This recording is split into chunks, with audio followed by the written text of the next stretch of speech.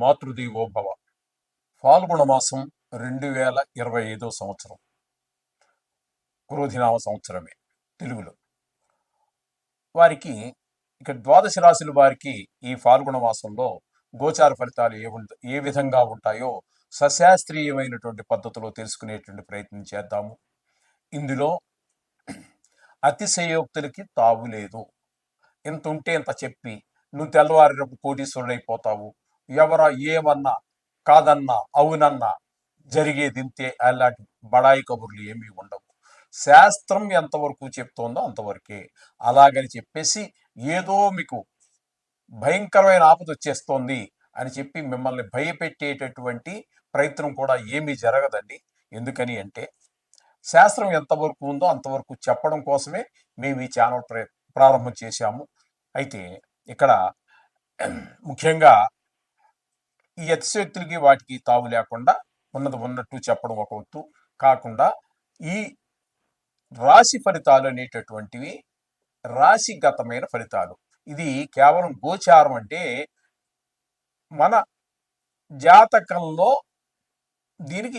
దీని ఫలితాలు మన జాతకం రాయించుకుని దాంతో పాటు సరి చూసుకోవలసినటువంటిదే కానీ ఇదే జాతకం మాత్రం కానే కాదు. ఇది జాతకంలో ఒక చిన్న భాగం. ఇది నిష్ణాతులైనటువంటి వారు చెబితే ఒక 15 నుండి 20% వరకు ఆ జాతకానికి అనుసంధానం చూసుకుంటే సరిపోతుంది. ఇది జాతకం అని మాత్రం పొరపాటు పడవద్దండి. ఇది జాతకంలో ఒక భాగం మాత్రమే. అలా అని చెప్పి దీనికి ఉన్న ప్రాముఖ్యత దీన్ని తీసి పారేయవలసినటువంటి అవసరం అయితే ఏమీ లేదు. అయితే అంత ఇంపార్టెంట్ అయినటువంటిది ఇది కూడా. అలా అని చెప్పేసి ఇదే జాతకం కాదండి. ఇది కొన్ని కోట్ల మందికి, ప్రపంచవ్యాప్తంగా చెప్పుకోవాలి అంటే కొన్ని కోట్ల మందికి, ప్రపంచ జనాభా 830 కోట్లలో 12 రాసులు పెట్టి భాగిస్తే సుమారుగా 70 కోట్ల జనాభాకి ఇది వర్తిస్తుంది. 70 కోట్ల మందికి ఒకటే వర్తిస్తుందండి. అందుచేత మీ జాతకం రాయించుకోండి. మా దగ్గర కూడా ఆ సౌలభ్యం ఉన్నది. అలా చేయించుకుని అప్పుడు దానికి అనుసంధానం చేసి చూసుకోవాల్సి ఉంటుంది. ఓకేనండి.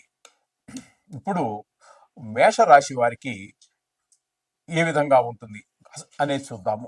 ఇక్కడ ముఖ్యంగా ఈ ఫాల్గుణ మాసంలో సింహరాశి వారికి ఈ ఫాల్గుణ మాసంలో గోచార ఫలితాలు ఎలా ఉన్నాయో తెలుసుకునేటువంటి ప్రయత్నం చేద్దాము. సింహరాశి వారికి ద్వితీయంలో కేతు సంచారము, అలాగే సప్తమంలో శని సంచారము, సప్తమ అష్టమ స్థానాలలో రవి సంచారము, అష్టమ స్థానంలో బుధ సంచారము, అష్టమ స్థానంలోనే 4 గ్రహాల సంచారం ఉన్నది కాబట్టి రాహుగ్రహ సంచారము, శుక్రగ్రహ సంచారము కూడా ఇక్కడ అష్టమ స్థానంలో జరుగుతూ ఉన్నాయి. అలాగే దశమ స్థానంలో బుధగ్రహ సంచారం జరుగుతూ ఉన్నది. అట్లాగే ఏకాదశ స్థానంలో మరియు ద్వాదశ స్థానం 2 స్థానాలలో 2 రాశులలో కుజగ్రహ సంచారం కూడా జరుగుతున్నది.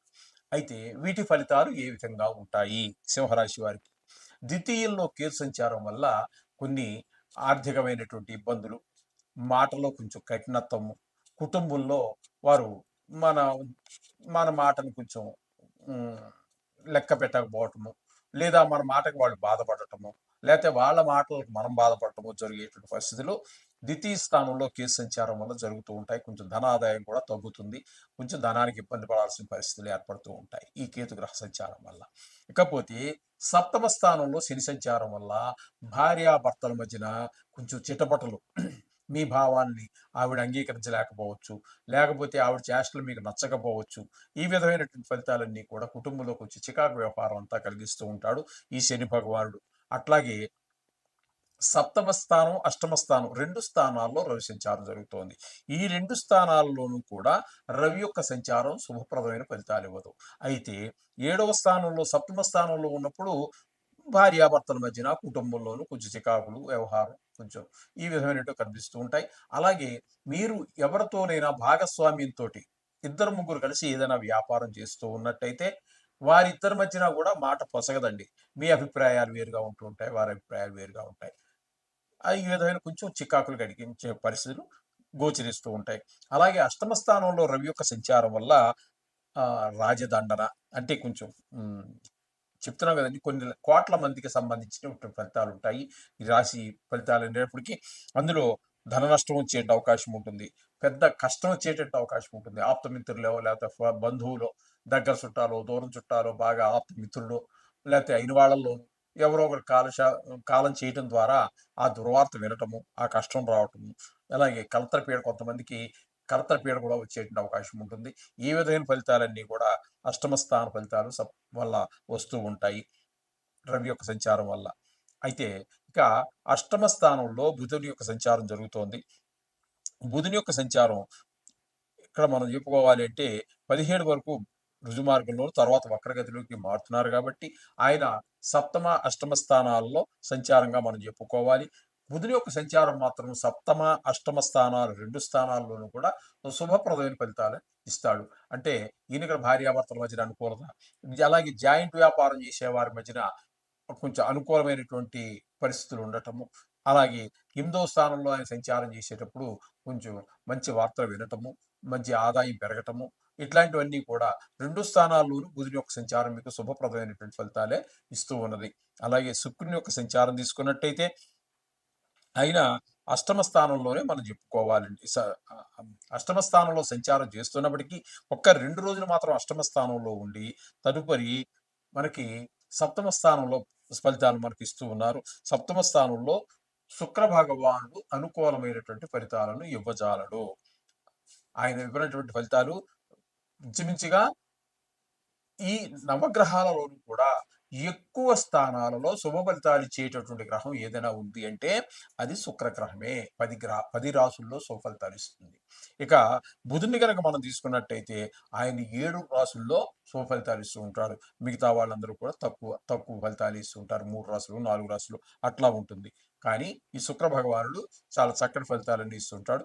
ఇక్కడ మీకు 7, 8 స్థానాల్లో అంటే 7, 8 స్థానాల్లో ఫలితాలు ఇస్తున్నాడు కాబట్టి మనకి 7వ స్థానంలో సుఫలితాలు ఇవ్వకపోయినా 8వ స్థానంలో మాత్రం సుఫలితాలు ఇస్తూ ఉన్నాడు. ఇక్కడ ఒక 2 రోజులు మాత్రం సుఫలితాలు ఇస్తాడు.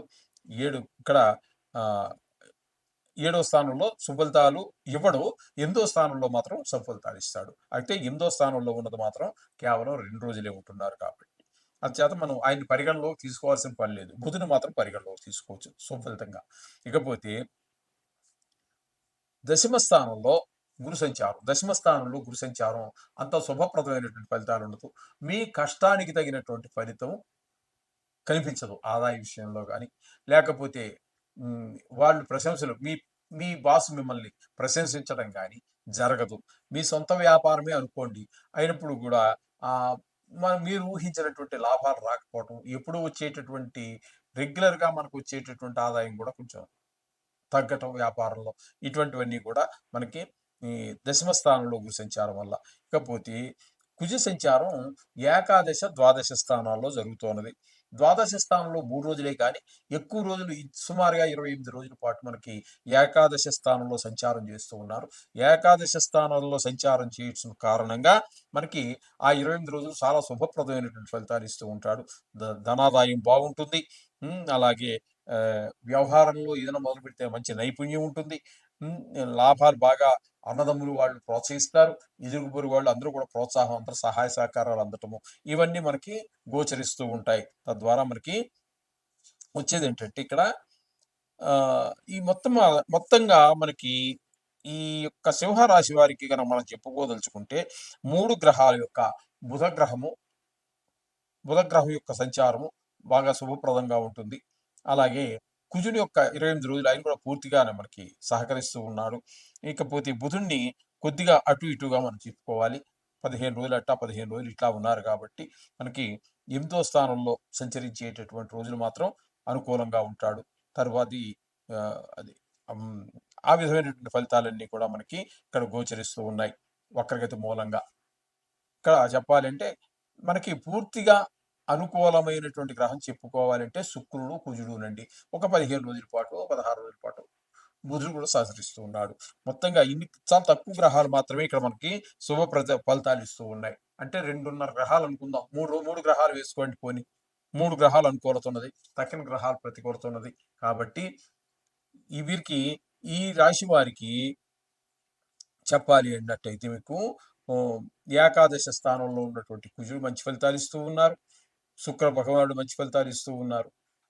ఇకపోతే ఆ, రవి కొద్ది రోజుల పాటు మంచి ఫలితాలు ఇస్తూ ఉన్నారు. కాబట్టి మిగతా గ్రహాలకి మనం ఈ శ్లోకాలు చదువుకోవటము, జపాలు చేసుకోవటము ఇట్లాంటివన్నీ ఏమైనా చేసినట్టయితే వాటి యొక్క తీవ్రత తగ్గుతుంది.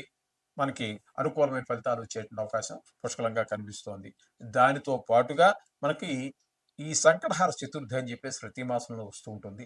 దానికి కూడా మీరు ప్రాముఖ్యతనిచ్చి నెలలో ఒక రోజు చేస్తారు. మన ఇంటి దగ్గర చేసుకుంటే ఎక్కువ ఖర్చుతో కూడుకుంటుంది. గుళ్ళల్లో అయితే సామూహికం కాబట్టి కొంచెం మనకి అంటే డబ్బులున్న వాళ్ళ గురించి అయితే బాధపడక్కర్లేదు అనుకోండి. సామాన్యులకి అందుబాటులో ఉంటుంది. గుళ్ళల్లో చేసేదైతే ఫలితం అయితే ఒకటే ఉంటుంది. క్షేత్ర మహత్యం కూడా ఉంటుంది కాబట్టి ఆ విధంగా దాన్ని కూడా మీరు ప్రముఖంగా చేసుకున్నట్టయితే మీ బాధలు కొంచెం తగ్గేటువంటి అవకాశం ఉంటుంది. శుభాలు చేకూరే అవకాశం ఉంటుంది. శుభం భూయాత్.